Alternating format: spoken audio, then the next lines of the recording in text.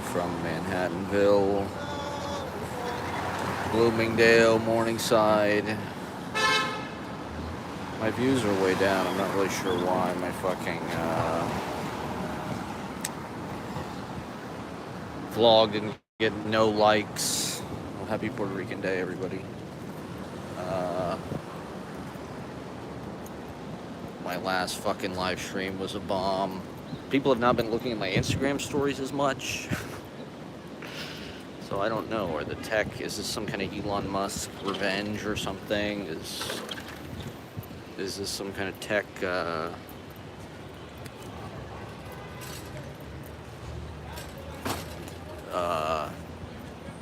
closing up of the dopamine pipes and all of the validation that we've grown accustomed to is being taken away from us? Who knows?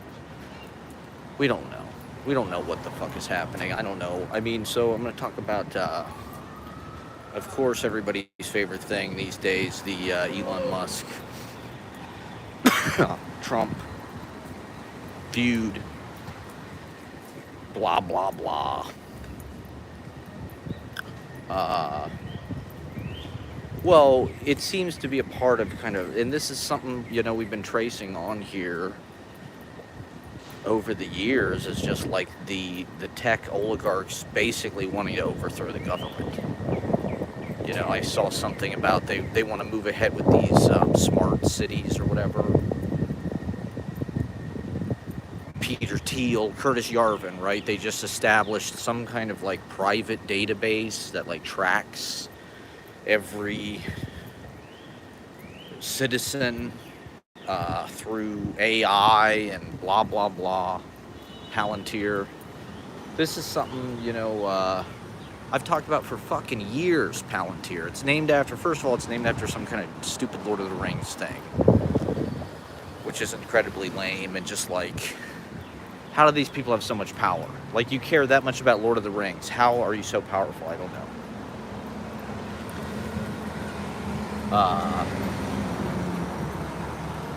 And all of the fucking Trump people are the ones that are like, we want a smaller government, or like, we don't want this kind of government. I suppose, who knows what the fuck they actually believe in?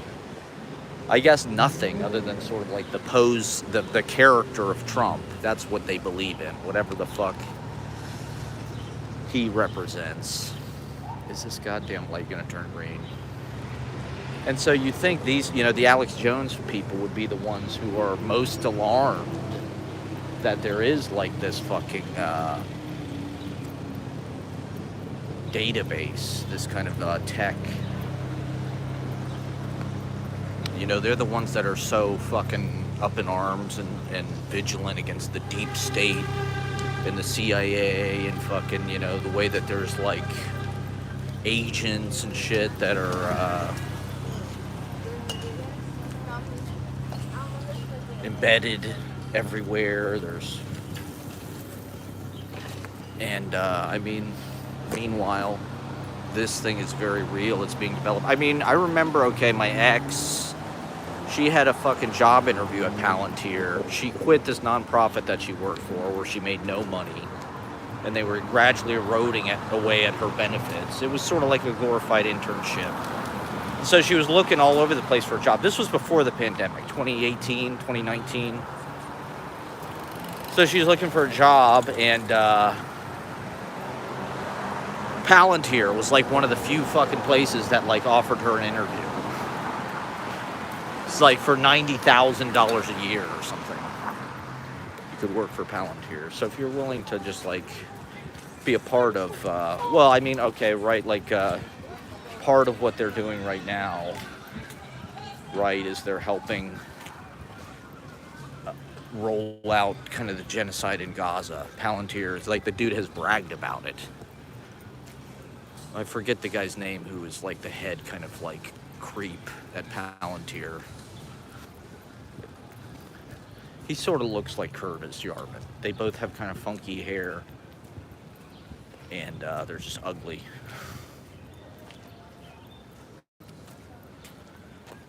So of course, they're charismatic leaders or whatever. They're cult leaders. Women believe what they have to say. So anyway, I think Palantir, I've talked about them before. They were like in on the Osama bin Laden hit.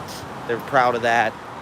They provided the intelligence that led to the United States being able to hunt down and kill Osama bin Laden. And so I suppose that's what they think they're doing. They're going to find any kind of pro-Gaza protester and send them to prison in El Salvador or whatever. I mean, it's already crazy what's happening with the crackdowns at like airport and shit.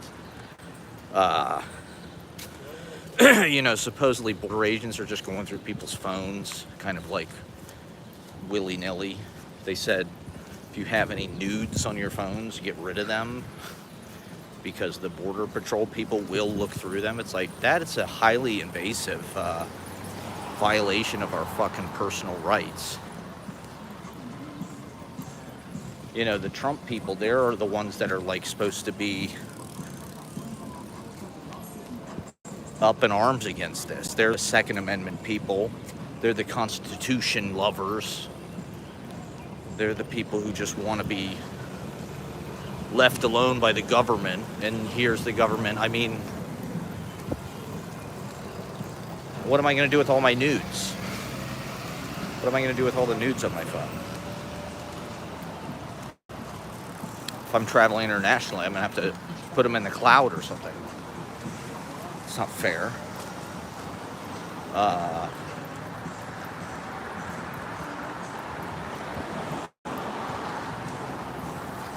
This is the America you wanted. This is what you voted for, MAGA people. They want to ban Pornhub. I got to imagine the MAGA people watch, you know, the incels, the Gen Z men who voted for this guy. I got to imagine that they watch more porn than anybody. They've got to be on Pornhub more than anybody. Ugh, maybe I shouldn't go too far. I don't know if it's going to rain or what. Sort of threatening rain.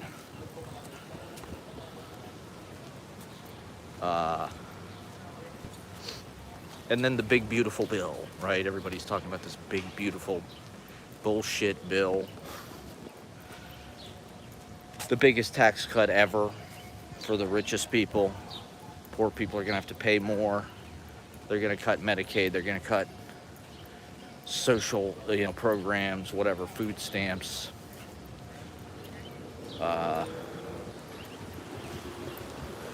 To give rich people money, basically. I was just watching Megyn Kelly, the Red Scare. The Red Scare chicks want to be Megyn Kelly so bad. They just want to be like these white Republican cunts. Like drinking Sauvignon Blanc at the country club or whatever, driving their BMWs, getting cheated on by their husbands. They want to be that so bad. So they were talking about, Trump's big, beautiful budget.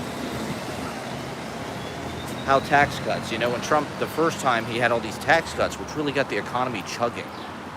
That's the narrative that these Republicans, maybe the economy is chugging for them. If you're fucking Megyn Kelly, I suppose the economy probably is chugging. But for people on the bottom, we're just getting fucking screwed.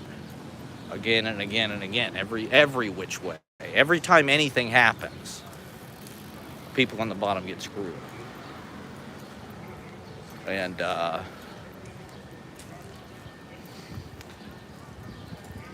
they were also talking, okay, so there's the mayor's race, right? There's the New York City mayor's race.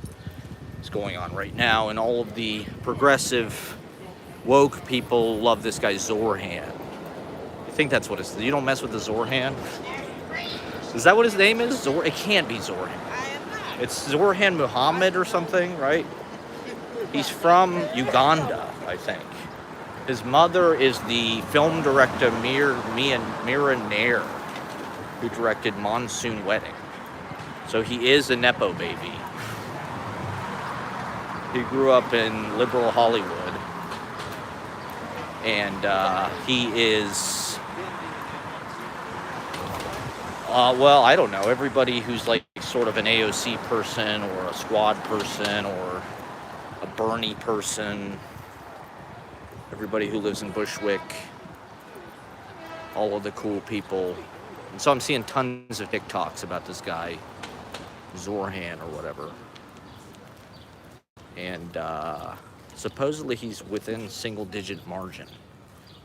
He's going to freeze rent-stabilized apartment rent, which good for them, but like, what about the rest of us? You know, a lot of fucking hipster people live in rent-stabilized apartments. I don't know how they were able to get jobs, cool jobs. I don't know, working for fucking Desus and Mero. Or who's that chick who's got a talk show? I don't remember. She's black. And they got rent-stabilized apartments. And so good for them that their rent gets froze. What about the rest of us? What about the people with fucking roommates and people who can't afford studio apartments? What's in it for us? I don't know. He probably is the best candidate, but I don't really think... Well, okay, here's part of it. Is like he's very outspoken about, well, being pro-Palestine, right? They asked all of the mayoral candidates where they would go on their first trip or whatever. And they all fucking said Israel. Which is a little sus, to be honest. But, and this guy said he would not go to Israel. He said he would visit Jews across New York City. He's not going to go to Israel. And part of the equation here, right, is New York City has more Jewish people than, like, anywhere. Anywhere other than Israel, anyway. There's over 1 million Jewish people. You know, like, the fucking population of the city is not even that high. You know, the population of New York is what, like 8 million or something? And 1 million of them are Jewish. And I just don't necessarily see... That's why they are all saying that they are going to go to Israel. Because they know they cannot win, probably. You know, if they're not pro-Jewish... Or at least not like, you know, people perceive the Free Palestine people as like being pro-Hamas, pro-terrorism, pro-kidnapping or whatever. It's not like that, but that's what Bill Maher thinks, right? He thinks these students have lost their mind and they're supporting terrorists. And, you know, there really is, I was reading this New York Times article, some woman who had tenure at some fucking college got fired because she was so fucking outspoken about Palestine. Even though she had tenure, she still got fired.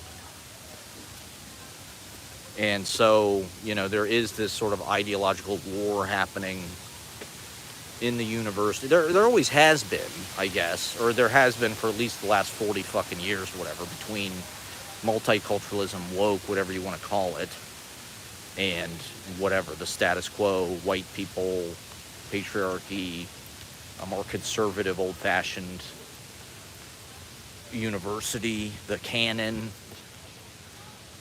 whatever. And now it's like Trump is threatening to take away the fucking endowment. They're firing all the... At least that's what the big broad strokes of their policy is trying to do. I don't really know. You know, the universities are probably still pretty woke, honestly. I don't see a lot has changed, really.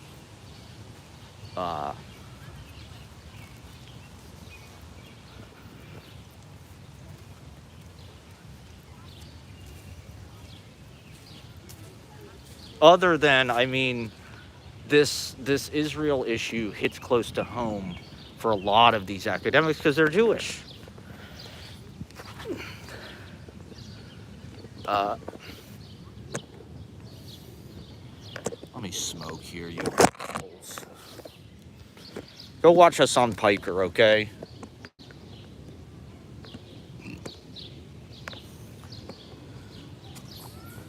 If you don't like it, go watch us on Piker. So I'm doing the clown show on Wednesday. This is sort of a warm-up for that. I feel like I should do some kind of fucking performative physicalization of my ideas.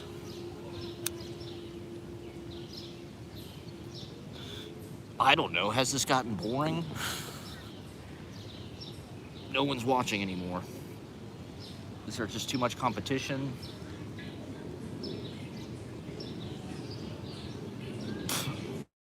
What about Streamer University?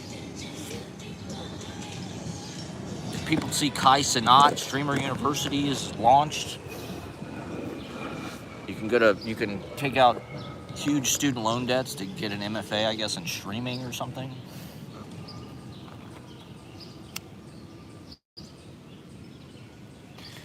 Maybe I should do some earthing. Oh God, there was tons of shit. I guess we'll just get into it. I just need to talk and just go, and we'll get to everything. I was just watching, there's an 8-hour interview with Matthew Weiner, the creator of the Mad Men, on the Academy of Television, or whatever the hell it is, film and television. So I've started watching this 8-hour-long interview with Matt Weiner, where he goes into his whole career as a... Part of the interesting thing is those guys, you know, when he wrote the pilot script for Mad Men, he was a writer on Becker, which was a Ted Danson sitcom, and there really wasn't this idea of like long-form narrative prestige television like on the horizon. Like that all sort of formulated around them. You know, The Sopranos obviously was the big kind of like splash that kind of set off the prestige television era, but like even they didn't really know that that's what they were doing. Like when he pitched Mad Men, he knew he wanted it to be a TV show, but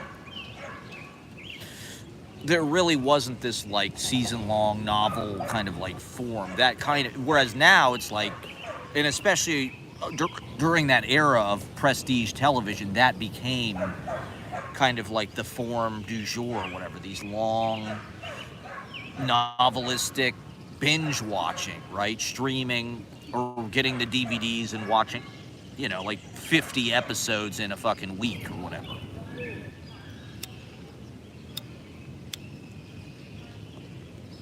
And just absorbing all that story, all that human behavior. I think as creatives, that's kind of a good lesson because it was like intuitive. They just kind of felt their way into it. You know, David Chase worked on the Rockford Files and shit like that. You know, Northern Exposure. He was on a lot of shows that were like, you know, fairly typical or whatever. What the fuck is going on over here? Is it gonna rain? Is it raining? Is it raining on me? Yeah, so everybody's talking about the Trump-Elon Musk breakup. I mean, it's totally obvious, I guess, to anybody. I guess the greater thing for me is, like, can Elon Musk bring Trump down? And I think they want to. You know, I think to some degree Trump has already kind of served his purpose.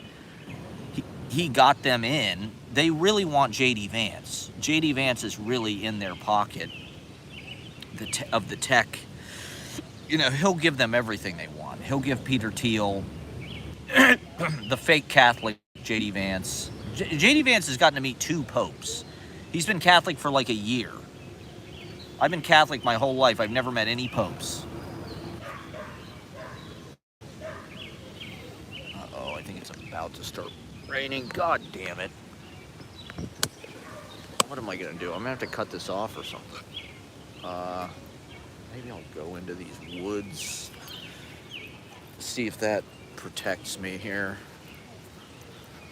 Summer storms here, and oh yeah, that George Clooney Good Night and Good Luck live from Broadway is it? I think that's tonight. I'm gonna check that out. I like any kind of live Broadway show. They don't really do it nearly enough, but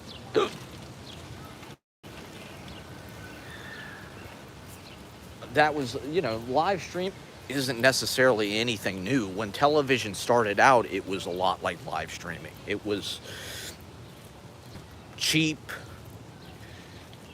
It was kind of thrown together.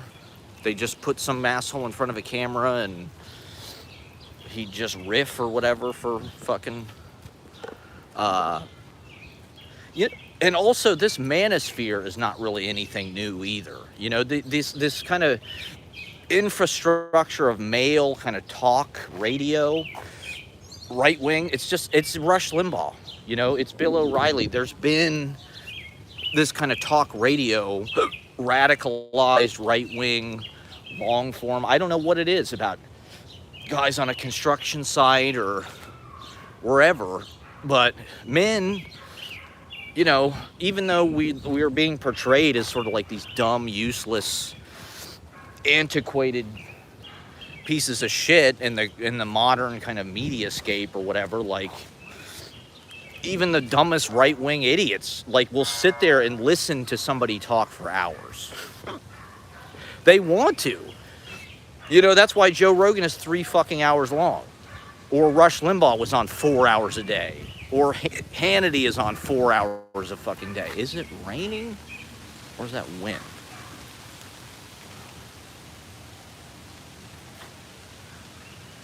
Let me get some. So like Theo Vaughn is or whoever, name your whatever poison. They're just kind of like a modern Rush Limbaugh or something. I don't know. What is it about men? Maybe they need somebody to do their thinking for them.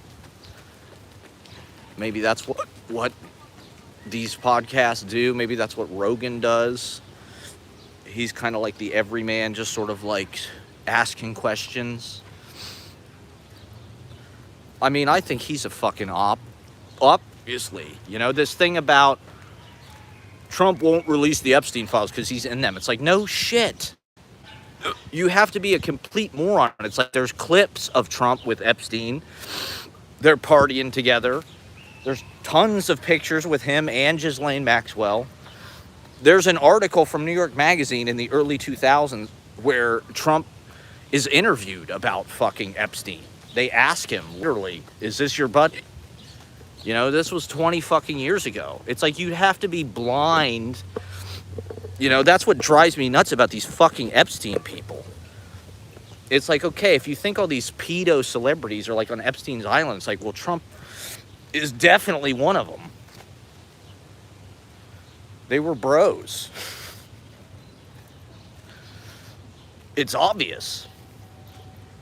They have like interests, They're both into,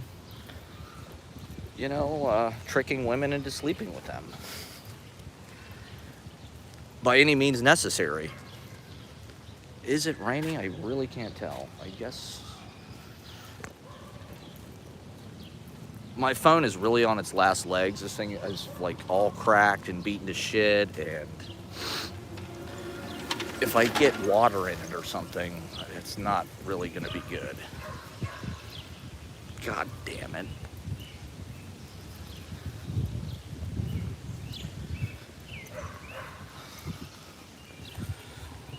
We're in Central Park here. Let me just get over to these trees real quick.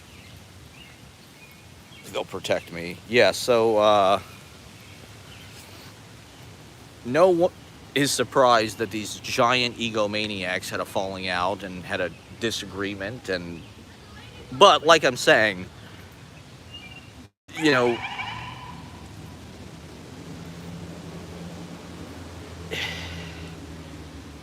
if who's got more power?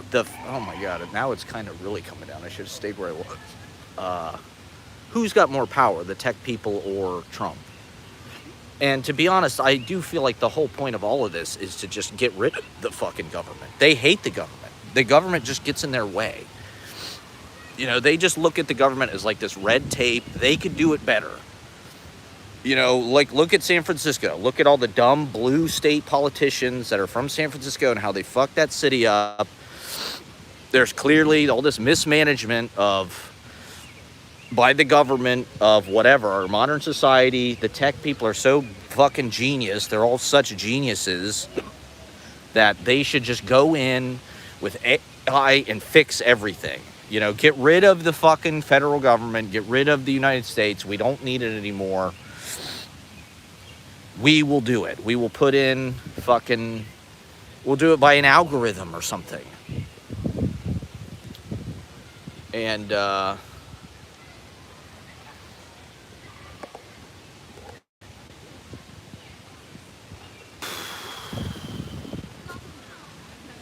it just seems like they are going to have the leverage where they can do. You know, who's half the people want that. You know, half the people in this country think the government is the fucking problem. And that there's all this waste, fraud, abuse, bureaucracy that just needs to be thrown out. The government sucks. We'll have Curtis Yarvin fucking visualize some kind of new system of power where there's, I don't know, smart cities or whatever the fuck. Nuclear powered. The tech people can do whatever the fuck they want. They can do all the quantum computing, all the Bitcoin mining. You know, use all the electricity. Oh, God. So it is raining, everybody. I'm under a tree here in Central Park. I'm hoping my phone doesn't get too... It's what I do for you people. It's my commitment to bringing content. I have no fucking clue what I'm going to do at the clown show on Wednesday. Trying to come up with funny ideas.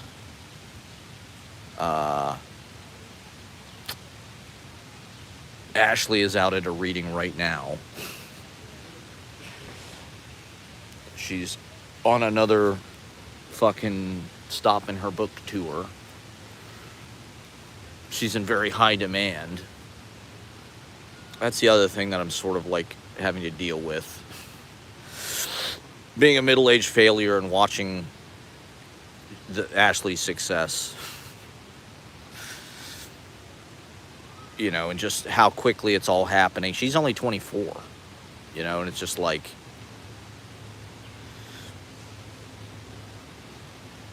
it looks, why didn't I do that? Why didn't I do it that way? Why have things have been so hard? You know, nothing, even the things I do that work, just like I don't really get a lot of help, and they get, oh God, okay, hold on.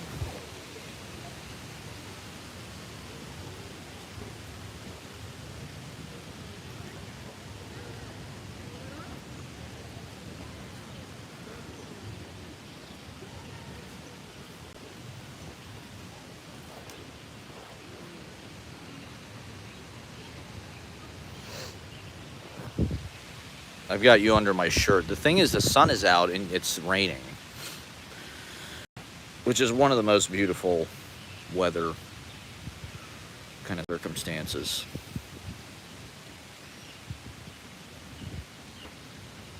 I've got the hiccups.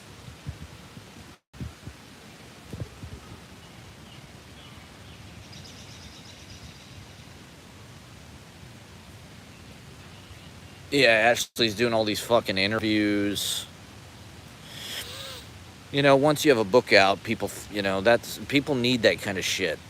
When you're validated and when you're publicized and sanctioned and coronated in that way, that makes it real to other people. Then they start to pay attention to you. They want a piece of you. If you're nobody gives a shit. If you don't have, you know, if you're self-published,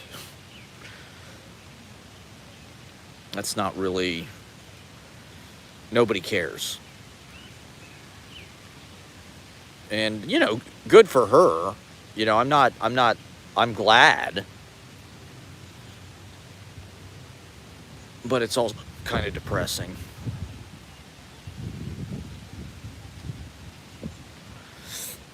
And,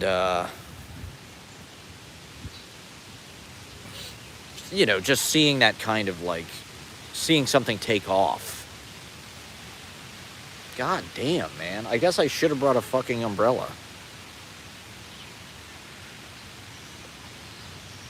I mean, it did say it was going to rain when I looked at the goddamn weather, but how is the fucking video for people? I mean, is this super grainy, or can you actually even tell what the fuck you're looking at?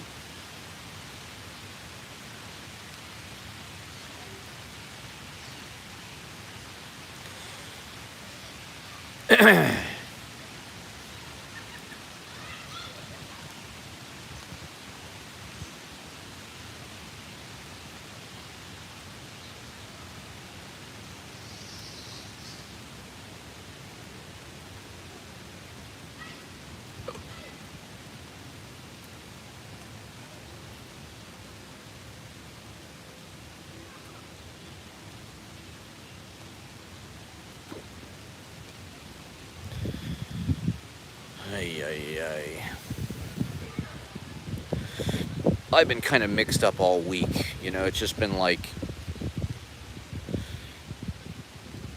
certain things that I should have gone and did, I didn't do. I haven't been getting any work done, really. I haven't been live streaming. I did put out a new vlog. Nobody watched it. The open mic was super busy on Monday. That was kind of a surprise. The Monday was probably one of the best shows we've had in a while. Not that, I mean, it's always great, but there was a lot of people, and people were really enthusiastic. I've been lucky because the last couple weeks, some other people besides me brought cameras and took pictures and sent them to me, and so I've got, I've got some nice other perspectives that I can bring something a little new. The Instagram, it's like I post the same fucking thing every week. I'd like to figure out, other content I can post, but in the meantime, that just seems to work. And so it's nice to have some other photographers and shit, and other people key into that. They see, oh, okay. And I got all these comments. And shares on the post on Monday, which I really don't typically get comments or shares. Maybe one or a handful of shares. But people really do pay attention to that shit. That's what drives me nuts about fucking social media. Is it just lays bare just what you're doing, how successful it is, what people think of it. And people are just, you never know what they're going to be enthusiastic about. In my experience, I'm just baffled. It's baffling to me what people respond to. It's not like the dumbest shit, but it's like, I don't know. It's like the most profound sounding kind of like platitude. People usually respond to like the most profound sounding like common sense thing you can think of, or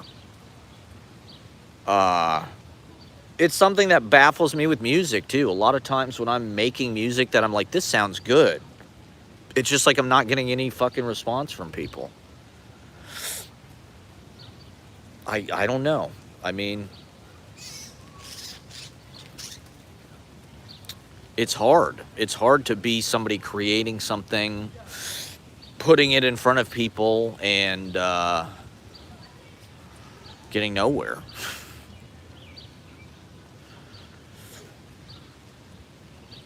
And supporting all these other fucking people. You know, going out of my way to encourage other people, compliment people, give them ideas, enthusiasm, energy.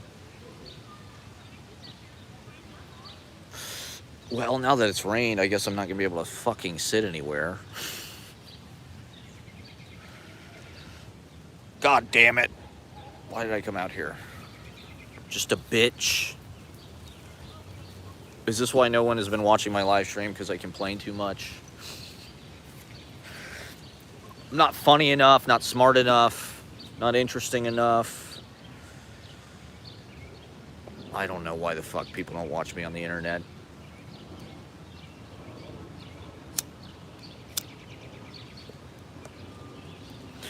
Too lazy, too cringe.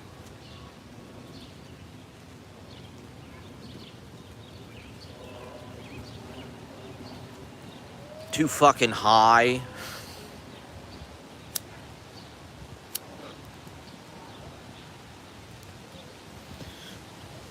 But there's millions of people watching fucking Theo Von, so what the hell do they know?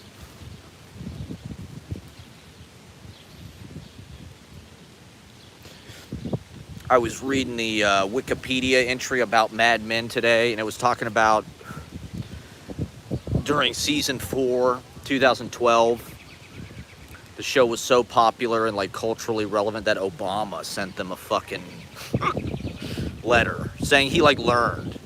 He learned from the Peggy Olson storyline, like what it was like for women.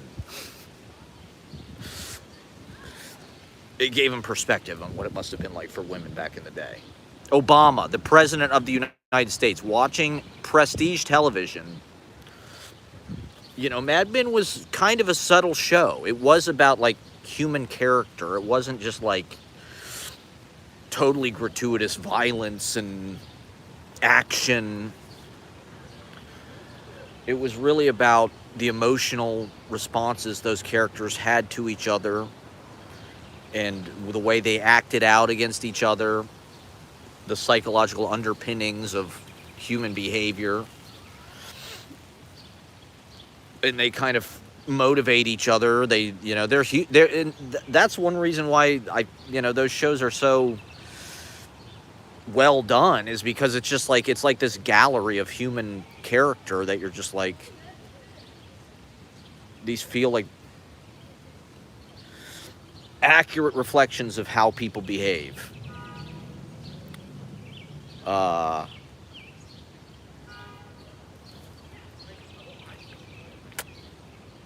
think Sopranos was like a version of that, but it was about mafia people. So there was this element of it that was like people killing each other, literally. Mad Men, it's all kind of buried. It's all kind of repressed. There's violence and anxiety, but it's more kind of accurate. It's more kind of like human sized. It's not just people cutting each other's heads off and putting it in a fucking bowling bag. Which is great television, but not necessarily a part of, Betty Draper's experience necessarily. Or your average person's experience even. You know, not very many of us probably have lived that storyline. Not too many Ralph Cifarettos out there, thank God. But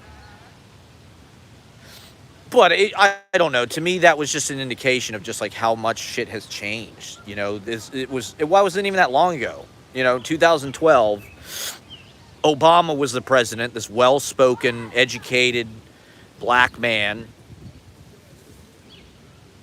writing a fucking letter from the White House when it meant something,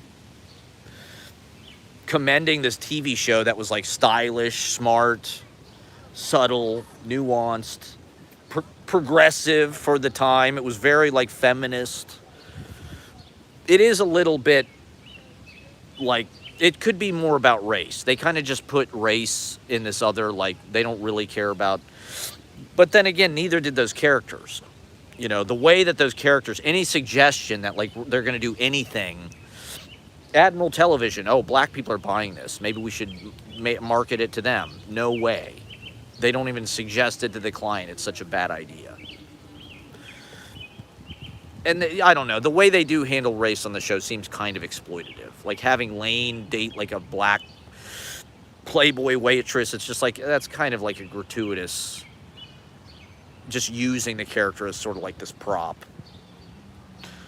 They don't really give the character any depth or any interior life. It's just like, oh, this white guy is dating this black woman. How taboo. Of course his parents don't like it or whatever. How are they going to react? In 1965, look, they were so backward then. Now we have a black president. But now, what is it? Trump is in the White House and going on Theo Vaughn or whatever. The long form dumbass male podcasts are like the cultural kind of zeitgeist or whatever of the moment. The cultural bleeding edge is a bunch of right wing fucking tech funded. I mean, that was before social media kind of drove everybody insane, and this is the big problem that I have with the tech is it seems like they are using it to create anxiety. They're creating problems between people. They're creating animosity between people, jealousy, envy. I mean, Instagram, that's completely what it's about. It's just making you feel bad about, look, here's this thing that you're not invited to. Here's this thing that you're missed out on. Here, oh, look, your friend liked this other person's post, but they don't like any of your goddamn posts. That's the first thing we're going to put in your feed. Is the thing that's going to trigger you the most. This is one reason why everybody's so paying much attention to these like soft spots, because the social media is completely programmed on that. Like, what is the thing that's going to trigger you and upset you the most? Like TikTok has been showing me these fucking videos of women looking at men's Hinge profiles, and like she's got a pin and she's like evaluating the men's Hinge profile. And so of course they all want to date guys that are at least 6'2", which is a very reasonable and smart thing to look for in a man. I mean, I'm sure that's going to be no problem for you to find some guy that has all these other check boxes and check marks, but he's also 6'2". So whatever. That's like clearly the thing that it fucking uses to trigger my ass. God damn it. I gotta get out of here. It's too fucking wet. I don't know. What the hell is the point of even doing this? Now when I like start to think about, oh, I'm gonna go live or whatever, I'm just like, what am I even gonna talk about? It's like, we've just talked to death this stupid fucking Trump thing. It's like, it's already in motion. There's very little we can do about it now. I guess I'm like a liberal. I feel like I'm not progressive enough. I'm not really, I am like sort of old-fashioned or something. I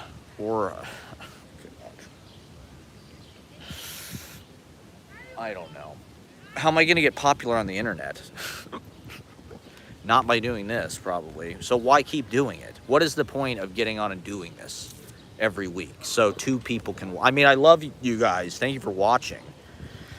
But it's like, my last stream got, like, what, 22 views? It's like, what's the point?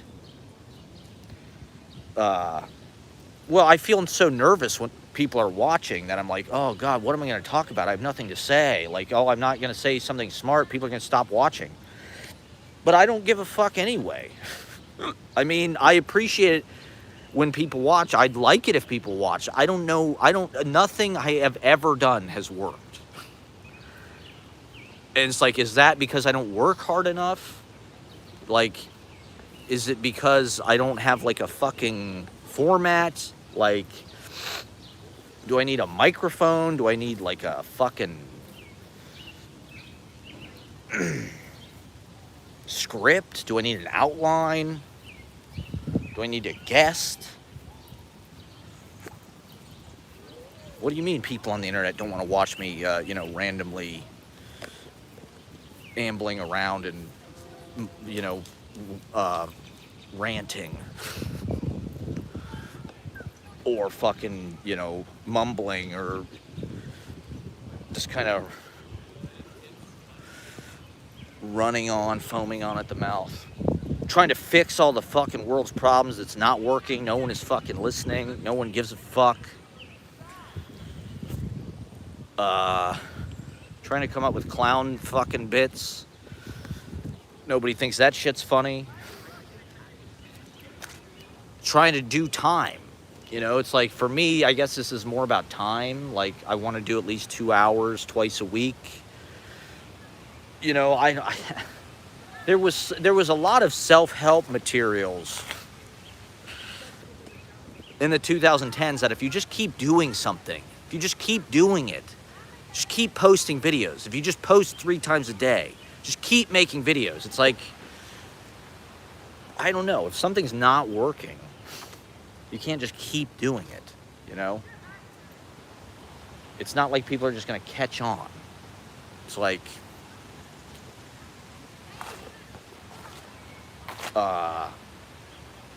you know, millions of people want to watch Theo Von. I can't get 50 clicks on this, or even 100. And even if I did, even if I had 100, you know, I wouldn't get close to 1,000.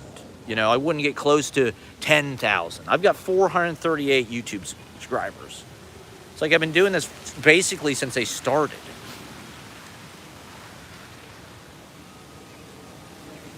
And you know, I'm not saying all this because I want advice. I definitely do not want anybody's advice. And I don't want to change. I don't want to change what I'm doing. I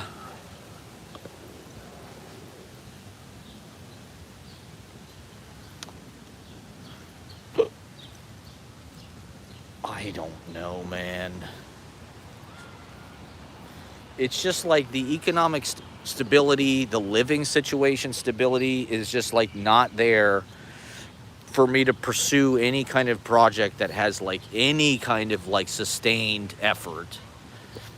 It's like I just have to, every day I get up, I try to write some poetry in my fucking diary if I can that day. I try to do this. I try to vlog. I try to do a live show.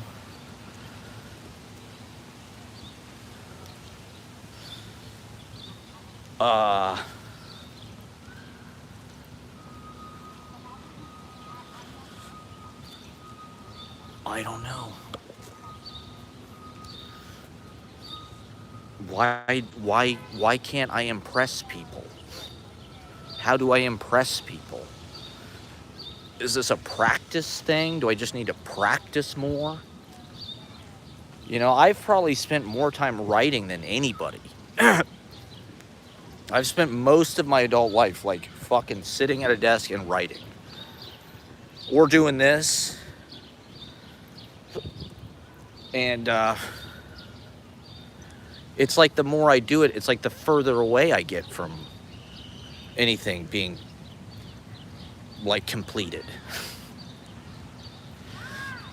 I don't even know, you know, like when it comes to like submitting something, like submitting to like an MFA program or submitting something to be published, it's like, okay, now I'm going to have to start to make choices about how things begin, how things end, making something strong all the way through, having it make sense, having it have an immediate kind of effect,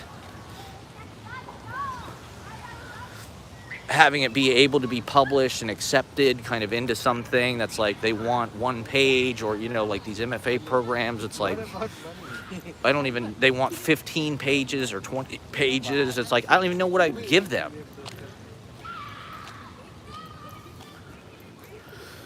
My poetry goes through me like shit through a goose.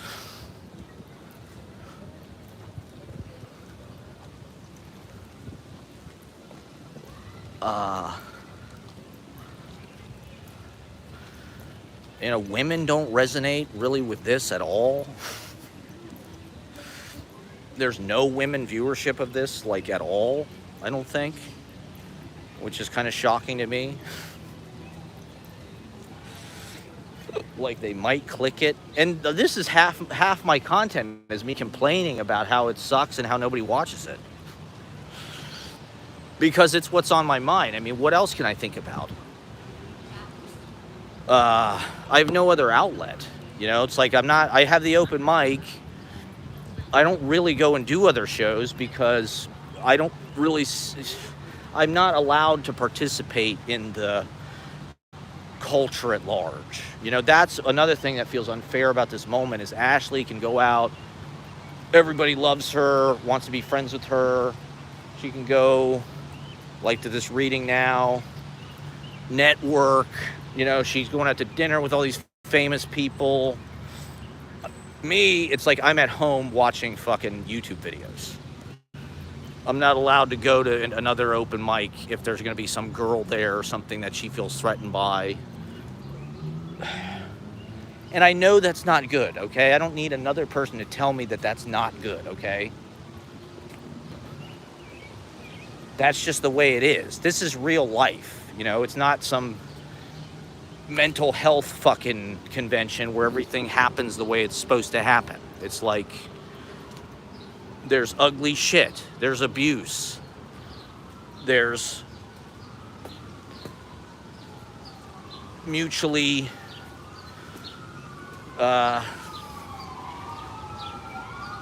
toxic, exploitative circumstances. What choice do we have, you know? I feel like I'm in the city surrounded by incredibly spoiled people that just want to make it better for themselves. And there is absolutely no consideration whatsoever for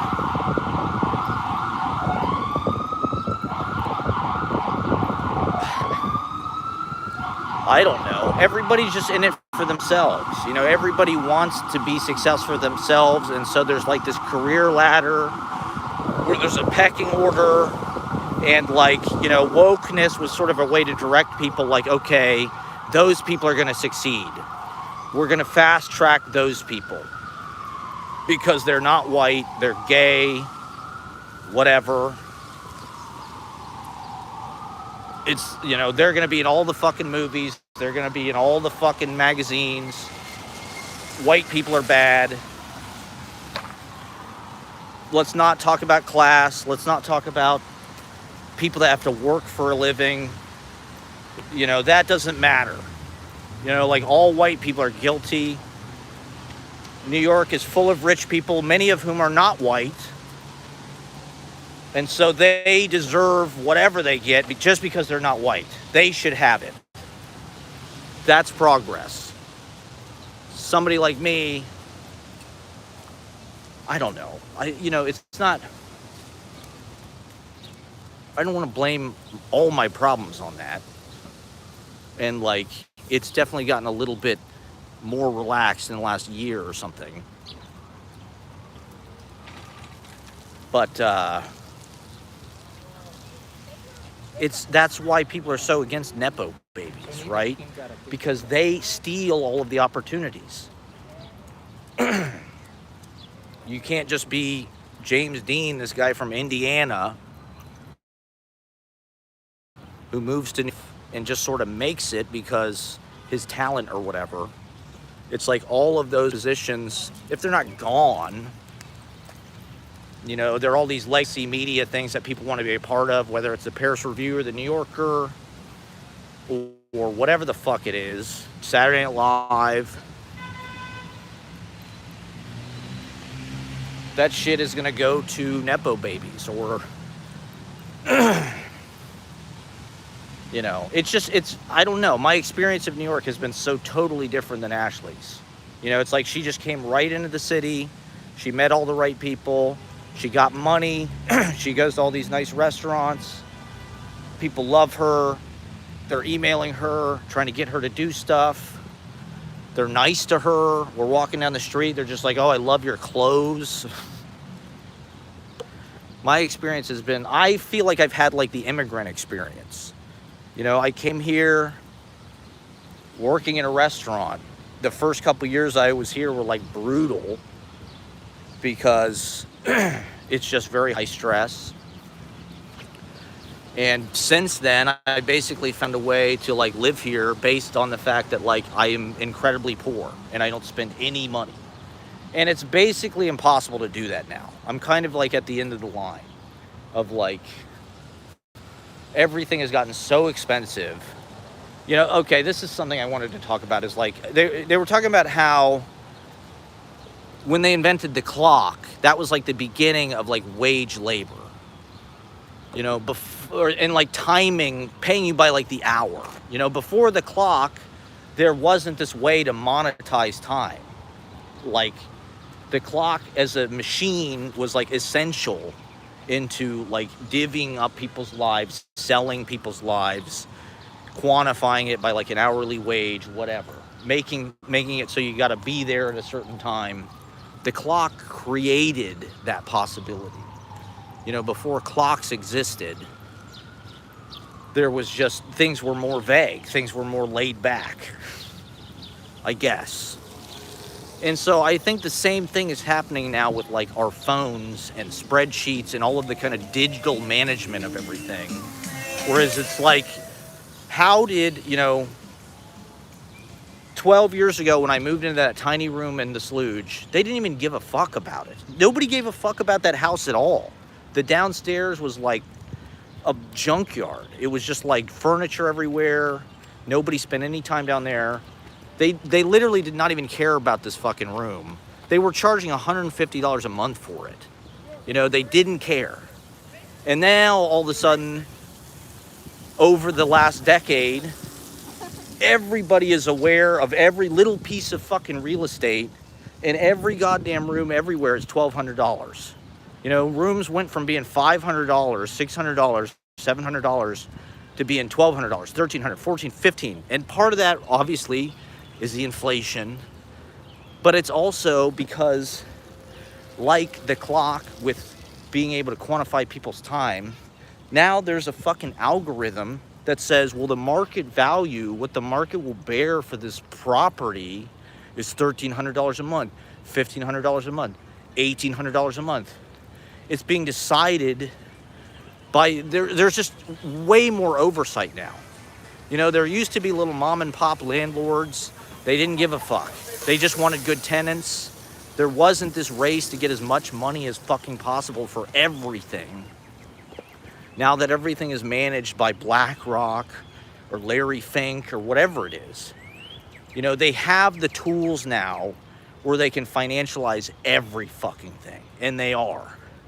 And it's really goddamn annoying to somebody who just wants to not have to fucking, you know, that is a difference. And it's very pronounced in poetry world. Because the people who can afford to be poets are either born rich or they get shepherded into this system of grants and university, and you know, now a lot of that is dictated by your fucking identity. You know, I was having this conversation, I won't say who it was with, the other day. You know, I didn't start this conversation. Maybe this person just could tell subconsciously this is what I think about. He's talking about how he went to Pratt. And he was a painter at Pratt, and he was a teacher, and blah, blah, blah. He started working there, and he was teaching classes. And somebody came up to him, and they're like, you'll never get tenure here. This was like in the 80s or something. They're just like, you'll never get tenure because you're a white man. So just forget it. It's just not going to happen. And so he went and did something else. He quit doing that. He still paints, but he went out, I don't even know, he started on business, whatever. And it's like, boo-hoo. I'm not necessarily saying that. It's not about how sad that is. Like I'm saying, it's probably been like that for a while. But, you know, with poetry especially, it's like most of the jobs that you can do where you're going to get paid to do that, they're all academic. They're all tied to that. You want to be a creating writer, professor, you want to be a whatever, like it's probably at some fucking university someplace. And so what the fuck are you supposed to do? You know, you're supposed to get some job that kills your body, work in a restaurant, write in your spare time. You know, what the fuck are you supposed to do? You're supposed to do what I do and just be poor as fuck. You're not able to get your teeth fixed. You know, you don't buy clothes, you don't buy anything for 10 fucking years. You know, to some degree, that's how I want to live. I just want to be free. I don't want to be, but you know, it wouldn't hurt to get paid a little, you know, to get paid some kind of fucking living wage to do anything that you're good at. You know, like, I think I've shown through this open mic that, like, I can fucking help people. I can, you know, I don't teach by being pedantic, and unless people want to listen to this. If you want to listen to this, this is like my college whatever seminar, but you can take it or leave it if you want to take it or leave it. The open mic is about getting people on their feet and having them do it themselves. It's not like college, where you just sit in a fucking chair and give them money to give you some fucking receipt that says you paid to be a goddamn poet. And so I know that I rip on this a lot, but it's like, this is my life. I've had to sacrifice, because I never even tried to do that. It was dumb. You know, I should have just did anything I fucking could to get into a stupid MFA program when I was 24, right out of undergrad. That's just what I should have done back in 2008. But I thought, I'm going to move to New York. I'm going to try to do it the old-fashioned way and, like, work my way into the business or whatever in the big city and to be a writer. That's what you're supposed to do. You're supposed to have an adventure. You're supposed to go out and live your life. You're supposed to go out in the real fucking world and learn about it. But the thing is, there's no meritocracy left. You know, there's no market in New York. People are not doing that. It doesn't happen. Nobody just moves here and fucking, like, climbs the ladder. It does not happen. You know, they all go to fucking Iowa, or they're social media influencers or something. They're big on Twitter, you know, or they go to some fucking private school. They come out of school with all their friends, and all their friends suck each other's dicks. And they already have power because they studied with some famous teacher or something who, you know, gave them credentials or whatever the hell. Let me see if I can put this here for a second. I just want to smoke weed. I mean, it's just hard to watch all of that and watch all these people that, like, are the real writers. And what the fuck are you? You know, you're not published anywhere. You didn't go to some fucking school.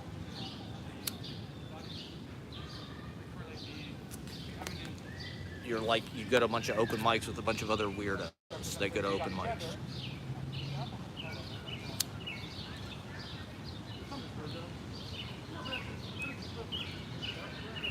And a lot of it is a fucking class thing. If you're rich, if you can pay to play, if you can pay to go to one of these fucking programs, or, you know, some of them are funded, but now, you know, that shit it doesn't go to people like me.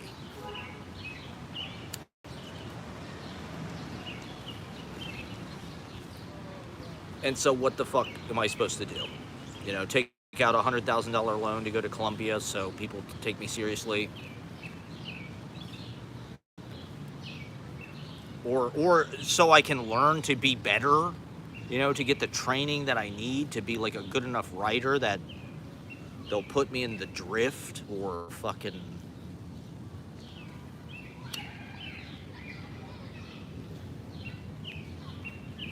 It just, like, that shit is just so in your face in New York that it's like, there is no underground. You know, there's like a scene of, like, open mic people that, like, are equally, like, bad.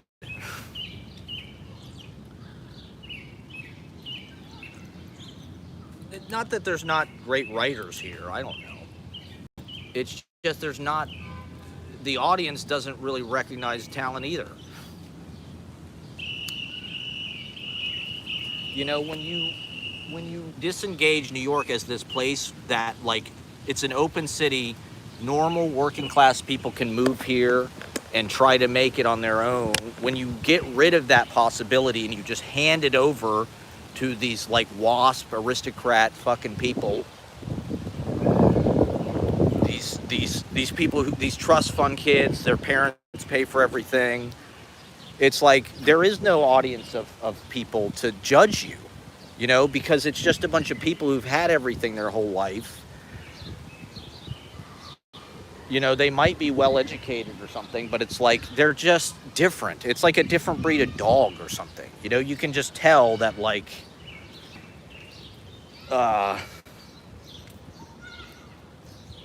I don't know. When you grow up working class, it's like you got to learn to work.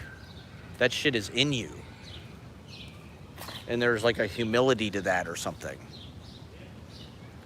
And so being surrounded by people that are just soft, whose parents pay for everything, there's a divorce, right? It's like there's no middle ground.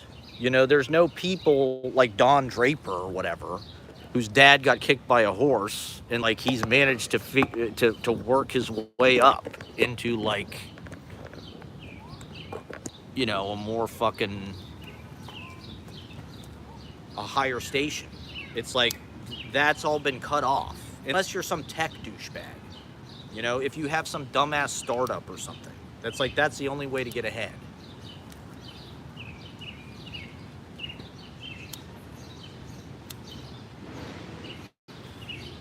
Meanwhile, like, the writing world has just become like a system of mutual aid where a bunch of people who perceive themselves as marginalized give each other grants and publications and clouds and all of that stupid shit.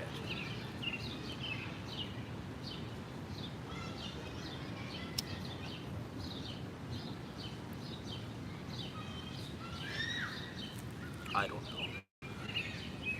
I guess it's a matter of self-discipline. You got to make something that makes you. You know, you got to make a book or a movie or whatever the fuck it is. You got to make something that makes people go, what is this? Who is this guy? I want to work with him.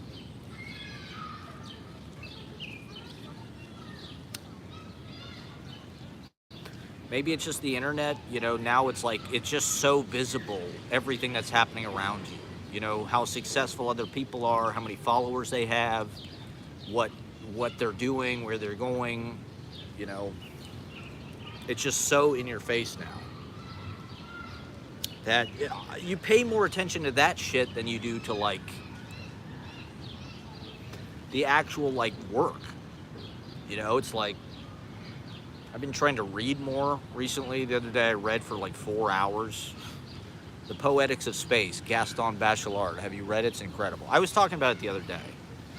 I was reading this chapter about drawers. Bergson, every concept goes in a drawer.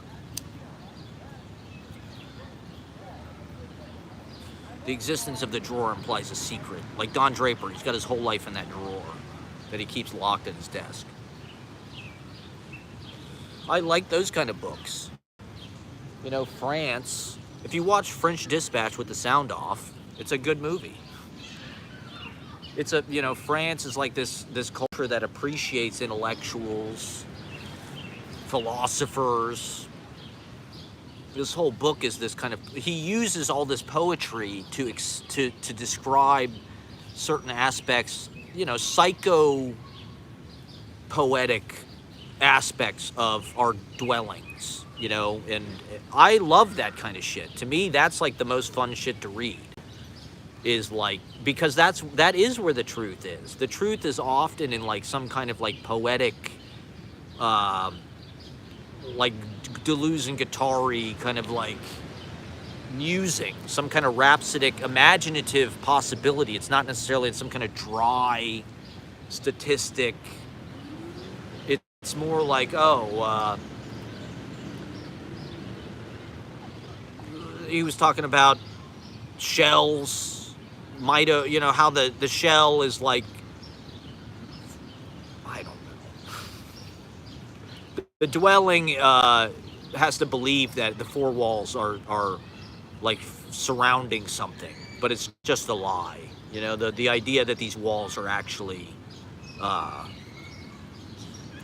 permanent is just kind of a myth that the house tells itself. And so he's using lines from poems. That's why it's called the Poetics of Space, because he's using poetry as sort of his starting point for the truth about why we live in the way that we live. And I just think that that is a very good place to start. I do think that's what poetry is. That's what the poets do, is like they trace this kind of unspoken underlying, not scientific, not logical, but real. You know, the truth of our nature is kind of illogical and is like dreamlike and metaphorical. Or well, he had this whole thing about metaphors and images. Metaphors are like a lie because they take up, you have to create them, whereas like image can travel at the speed of life. Image can show you life at the speed of life. I thought that was kind of interesting. With live streaming and vlogging and shit like that, as an aspect of one's poetics. I think vlogging is maybe like the purest form of poetry, to be honest. With poetry, you're trying to capture these like psychological odd moments or whatever, these that imprint themselves on you. You know, those kind of mono no aware moments or whatever. Wabi sabi. I was sitting on the stoop of this building on West 4th Street and 10th Street the other night, and this guy I know, Tom DeGidio, who's a poet, was walking up West 10th Street, and he's coming kind of over to me. I'm sitting on the stoop, so I'm like, oh, okay, I should move, or, you know. And I thought he was coming to say hi to me. I thought for sure he recognized me and was coming to say hi. And he walks right up past me on the stoop, and he goes in the building. He lived in the building. But he didn't say anything to me. Apparently he didn't notice me. But kind of an odd moment. And then another guy went up. He must have lived there forever, because that's like an insane location. It's in the building that Little Ruby's is in, I think. And then this other older guy comes up a couple minutes later after him, and I sort of get up, because it's like, you know, younger people who live in the city, they don't want you on their fucking stoop. They've got a, you know, facial recognition keypad entry, and they do not want you on their stoop. They're millennial yuppie finance assholes with no texture or character or anything. And this guy's like, you're fine. He went out of his way to let me know that I was fine sitting on a stoop. I thought that's somebody with character. That's a cool person. And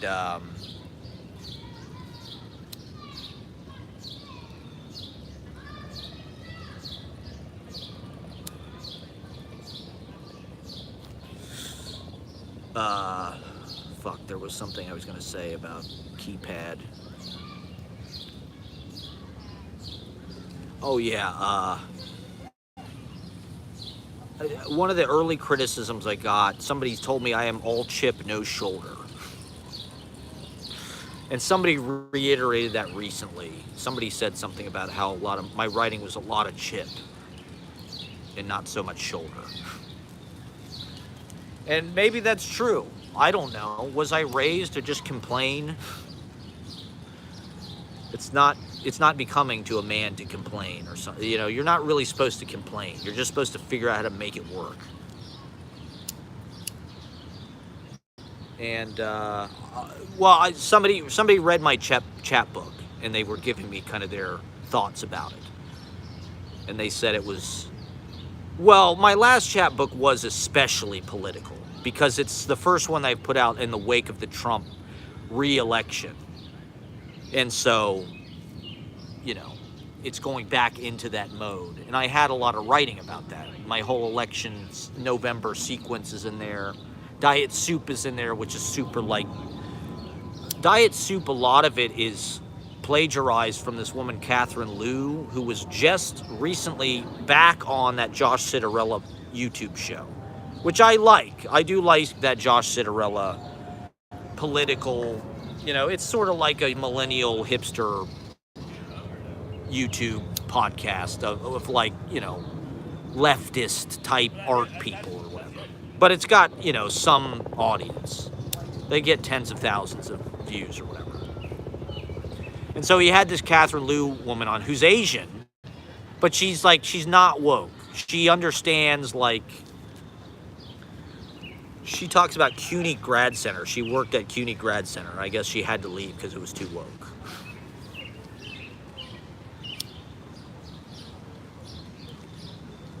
And I mean, to some degree, I do think there needs to be parity. I don't agree with what Trump is doing at all, but it has gotten just really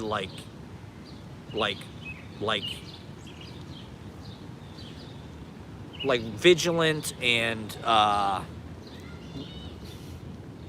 militant almost, in a way that's just not very interesting. I don't know.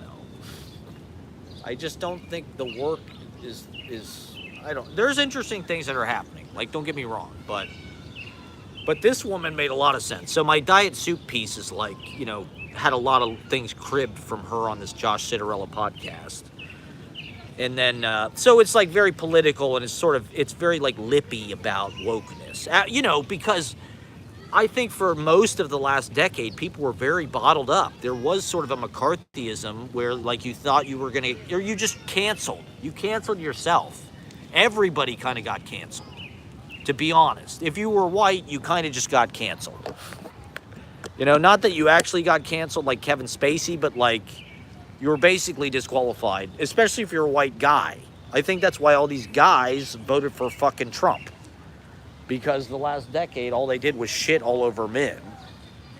Which, was thousands of years overdue, but everything is back and forth in this country. Everything is a reaction against what just happened in this country. That's what you're seeing. Everything is reactionary. And so, men were, and wokeness was everything for 10 fucking years. And you just had to, you couldn't, you felt you felt you couldn't say anything. It really just inhibited communication. I think that was bad. It made things a lot more awkward between people, to be honest. It made it harder for people to connect. But a lot of people weaponized it and used it for their careers and really got ahead. And good for them. That's capitalism, I guess, but it's also just human nature, I guess. Everybody wants to show off and be the best and be dominant and be seen and whatever.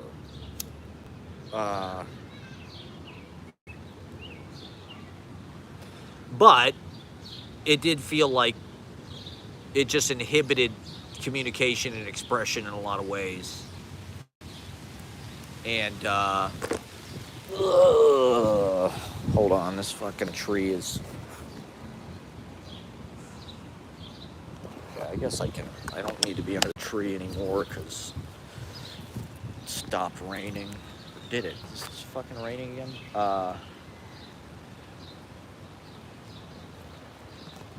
Maybe I will just stay here, fuck it.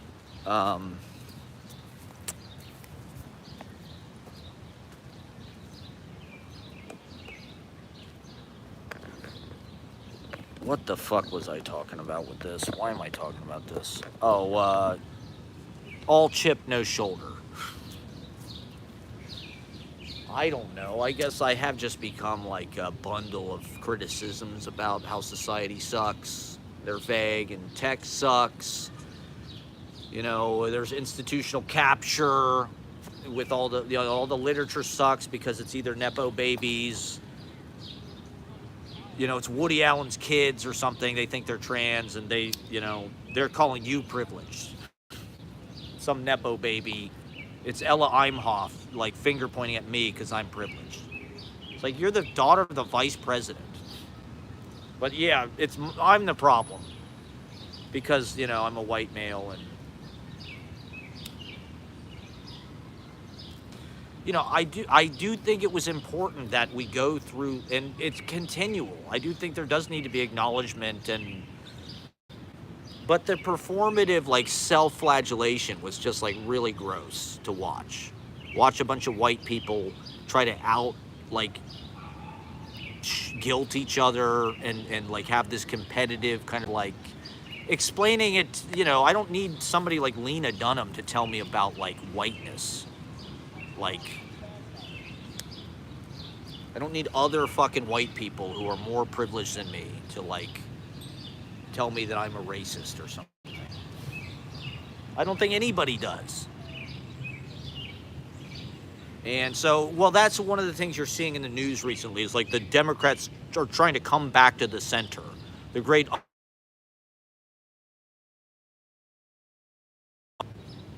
what did you do? Fuck. What happened to my goddamn camera?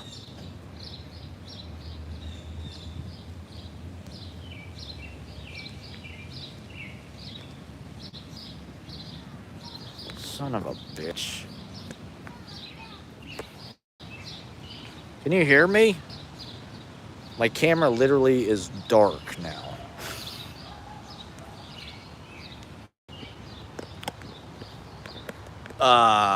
What the fuck, man? Ashley, god damn it. Just gotta ruin everything, I guess. Son of a bitch. Do I have to start over, or what can I do? Retouch on... Oh, God.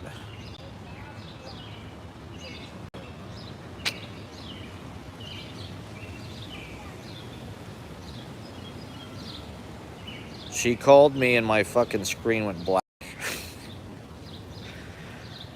I guess that's perfect metaphor. Is that because it got wet or something? My fucking phone is dying because it got wet. Son of a bitch. Well, I guess I'll get off and get back on. God damn it. Is it gonna come back? Hold on. Ah, there we go. Okay. We're back. We're back.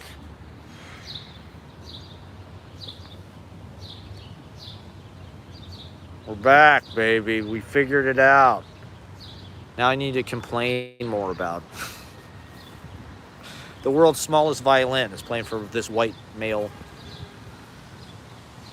Yeah, let me complain more about this. I didn't mean to be interrupted in the middle of my woe is me speech.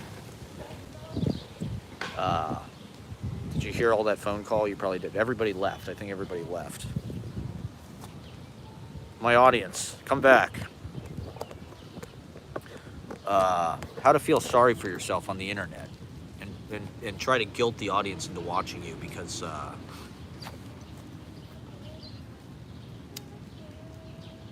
well, that's just a point of departure. You know, I need to talk about what I'm thinking about in order to just get things rolling with this. That's sort of like what's the form of it. Like, it's a way of divulging just like whatever's going on in your head. That's why I like doing it with a fucking outline or, oh God, not again. Is it gonna, oh.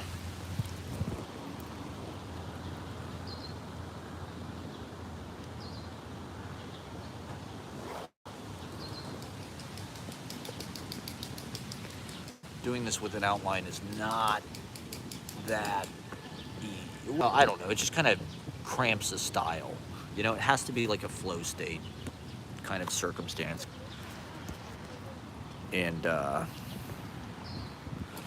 don't know. This little phone is tough. It's built fucking Fort Tough by those Chinese people. Those Chinese slaves. They did a real good job on this iPhone XE. Making it possible for me to solipsistically trauma dump all over my YouTube page, which God knows who's watching. My parents, maybe. everybody, prospective employers, future, if we have children, maybe, if they let us. I tell you one thing, this tax cut is not going to help anybody. It's not going to help with the population decline at all. Yeah, well, anyway, so now right, like Pride Month, right? They said Pride Month this year is less gay. Well, there's less corporate gayness. The corporations are not, which, on the one hand, it was insufferable that Chase Bank is pretending to be like these allies, which is how it's been for the last, 5 to 7 years or whatever. But on the other hand, it also sucks to see them fucking abandon ship and just, not actually give a shit and remove their support for that. God damn it. My life, my life, my life, my life. It's not really a surprise, but it's like, okay, is that what the public wants? Is that why they're doing it? Because the election, the people have spoken, and they don't want rainbow fucking Bud Light or whatever the hell it is. They don't want trans. They don't want a trans bank account or whatever. They don't want a 9-binary checking account with Chase. Okay, I'm on 20%, so I'll get off pretty soon. I'm just gonna keep yapping a little bit more. To 10%. Do I have time for that? I don't know. Can't we hit a happy medium with this? It's like we don't have to be like bigots. We don't have to be Trumpers, But, we don't have to be, I don't know, unrealistic or I don't know, negative to anybody who's alive right now. I don't know. We're here. Why not try to make it work with everybody? I guess that's easy for me to say as a beneficiary of white male privilege, and how it's just been so great for me. I mean, I think that's a lot of what Mad Men is about. Is about whiteness, white male privilege. Those guys can talk to those women however they want. They can treat them a certain way. Even Don, he's a white male, so he has certain privileges that the women don't have. And, if he was black, I'm sure his life would probably be a lot different.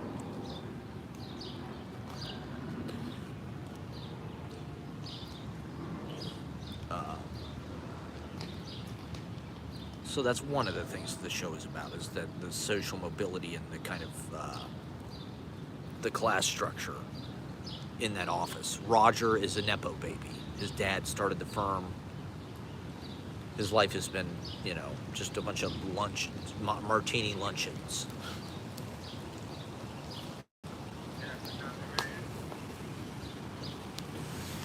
And we're wrapping it up here. It's a great unwokening. Elon and Trump have broken up. So, I don't know. Things are shifting. Who knows what the fuck is next? Cuomo. Is it going to be Cuomo? Is it going to be Zorhan, everybody? I really don't think the Zorhan guy has a chance. I hate to say that, but to some degree, I don't know. They want a real left in this country, but the left has become like split, where it's like there's people who want real left, and there's center left, like liberal, right? Where they want Cuomo. They want somebody who's like got a proven track record. He's been the governor. He comes from a political family. He does have qualifications, Maybe these are part of what like compromises him. But the other guy, it's like I don't even know what he does. He's not. Has he ever been held political office? It's like it's easy to make a pie in the sky fucking litany of kind of like leftist campaign promises, you know, which is sort of what I felt like Bernie was like. Like it's easy to say all that shit, but it's like the political, how the sausage is made. It's like, yeah, I guess if we had an entire government full of Bernie, or half, you know, maybe that should be the goal, I guess. But Megyn Kelly and the Red Scare, they were just hating on the Zorhan guy. They live in rent stabilized apartments. See, that's what I'm saying. It's like the rent stabilized thing. It's not like, it's like fucking Anna and Dasha from Red Scare live in fucking rent stabilized apartments. It's like they're not poor. They make, you know, 6 figures a month on goddamn Substack. It's like, yeah, but freeze their rent, great.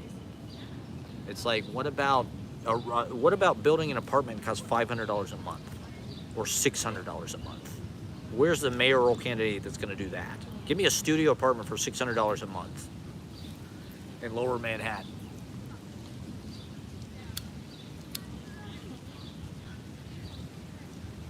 Just build fucking super talls everywhere.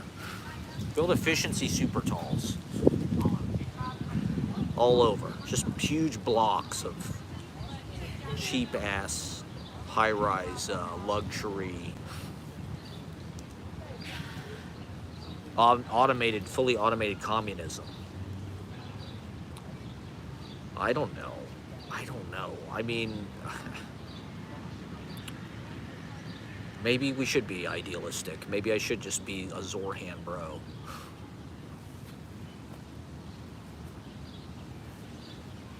But I don't. Those people don't. You know, they've kind of alienated themselves in a way, because those are the people that have been like hating white males for the last 10 fucking years. That was like their whole thing. It's just like we want to get as far away from that as possible, and so like I'm just a bro. You know, what can I do? I'm a fucking saltine cracker.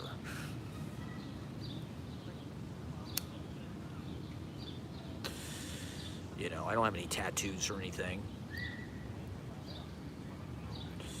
I don't hang out at 3 Diamond Door with, who's that chick, Salazar? I saw Julia Salazar. She was like some kind of state representative. I'm not sure if she's still around. I saw her somewhere the other day. I think in Manhattan or something. Where the hell did I see her? She was like the Bushwick representative. She was like AOC Jr. But she had been like Keith Hernandez, like she had babysat like Keith Hernandez's kids or something in Florida. And I think she like Keith Hernandez like sexually harassed her or something. Or she said he did. You know, it was sort of like fishy. You know, it sort of felt like an ambitious lie about Keith Hernandez, but I don't know. He probably did. He probably fucking did. I mean, he's Keith Hernandez. She was 19 or whatever. But who knows? She probably wanted a piece of Keith Hernandez. Who could blame her? I mean, he's a, you know, big, famous, successful TV announcer now. He's on Seinfeld. Come on. All right, so we're coming to the end. What the hell else do I need to talk about? This has just been the most pathetic. I don't know. I feel the need to be honest. I don't even know why. What else happened this week? Well, just nothing happened. You know, I had the open mic Monday. It was great. And then I've just been trying to avoid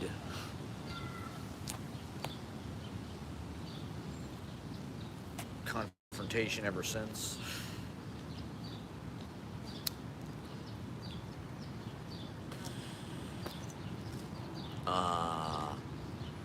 Which is okay. I've been watching this 8-hour interview with Matthew Weiner. What else? Real Time. We watched Real Time. Whitney Cummings was the guest. It was unmemorable. She's okay. I like Whitney Cummings. She's okay. She's aight. She's pretty smart and relatable. I like her better than Chelsea Handler or Amy Schumer. Let's say that.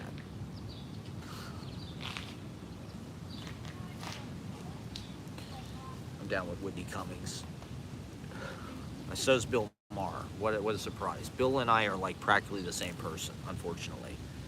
I'm not as anti-woke. I'm not anti-woke.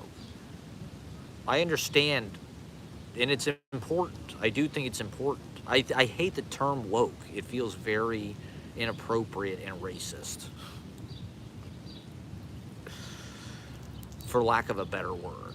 It's kind of an umbrella term for a lot of, for intersectionality or whatever.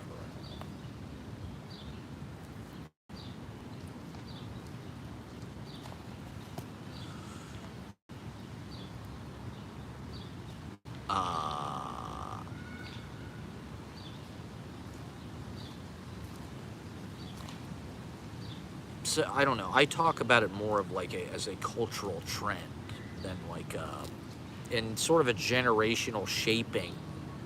You know, it just felt like it blended with like coolness and like all of the like exclusionary, like, and maybe that's a female thing. I mean, I think women are more picky, or like there is kind of like a hierarchical, you know, like they want to be cool. They want to have the fucking new thing that's going to make everybody else jealous, or, you know, they don't want all the gross people to be there. A lot of being a woman is about like saying no, and like, no, you're out. And so like, it feels like with the politics, it's like that too, where it's just like, if you're not completely 100% like right, morally pure, it's just like, fuck you. We don't need you. We have all these hot queer people, and you know, we're, you know, people of all body types are sexy now, except you.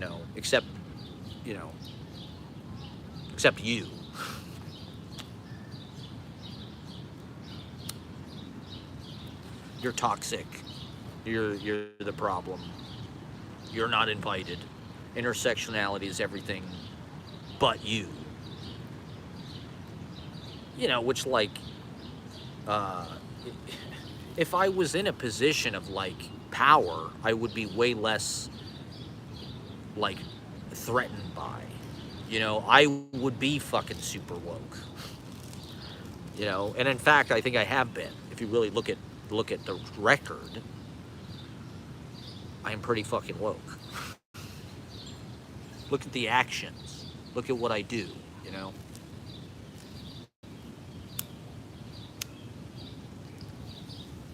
There's more diversity in my life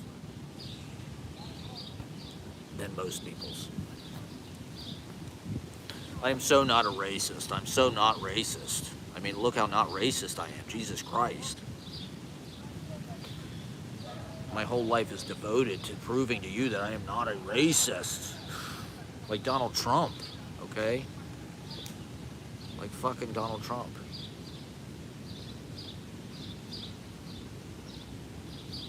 Okay, well, I'm at 10%, so I think I have to get off now. What a good day this has been. What a healthy, I think this was cathartic. This was, I think a lot of good work. We did a lot of good work today. I don't know. I guess I'm just cranky because I haven't been that productive. And I just, I don't know. So yeah, anyway. I wanted to be honest and try to paint a multi-dimensional portrait of the psychological moment that I'm in right now. Like they do on Mad Men, okay? The characters, there's a lot of going on. And there's a lot of conflicting. They're complicated. They're, you know, they're competitive. They're vulnerable. They're drunk.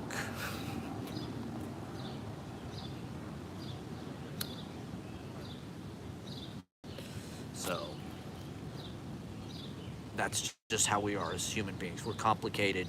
You know, it's easy for the live stream or the podcast to fucking try to paint some kind of rosy picture, like nothing is wrong. I'm gonna watch the new David Mamet. We're stoked about Henry Johnson. We watched Mamet has been in. He's part of the Manosphere. How fucking weird is that? David Mamet is part of the Manosphere, but here we are. So he was on whatever that fucking podcast is with Bobby Lee. Him and Shia LaBeouf. I never thought I'd see the day David Mamet is on a Bobby Lee podcast, but here we are, and I don't know. He's a funny guy. Anyway, thank you guys for watching. Watch Henry Johnson. I'll get back on soon. Check out the open mic on Monday, and you know, tell your friends. Watch my vlog. Nobody watched my vlog, and like it, please. Somebody like it, for Christ's sake. Nobody liked it. Well, that's really sad when nobody likes your vlog. And you're 40 years old, and you know, the years are just slipping away. All right, anyway, thank you guys for watching, and have a wonderful Saturday night. I think it's kind of nice outside, so